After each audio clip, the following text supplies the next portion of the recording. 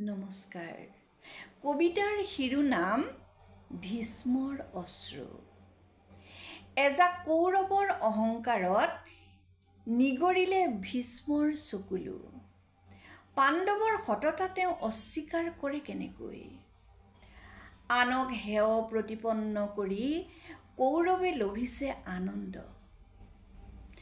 কুন্তীৰ সাদৰী অনুৰোধ ৰক্ষা কৰিব কৰ্ণই।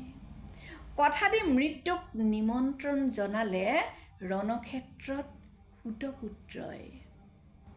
আকৌ এবাৰ দুৰ্যোধনৰ অমৰ হোৱাৰ বাসনা। ভগৱান শ্ৰীকৃষ্ণৰ ভৎসনাই ঢাকি ধৰিলে উৰু।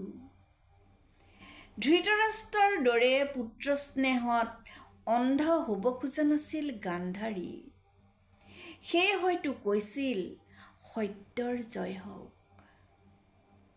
গুৰু দ্ৰোণাচাৰ্যই হেৰুৱালে প্ৰাণ। অভিমন্যুৰ বেহুৰ ভিতৰত মৃত্যু। ভীষ্মৰ শৰসজ্জা। যুধিষ্ঠিৰৰ দুখ প্ৰকাশত ভীষ্মই দিলে প্ৰবোধ। নিগৰাই অশ্ৰুধাৰা।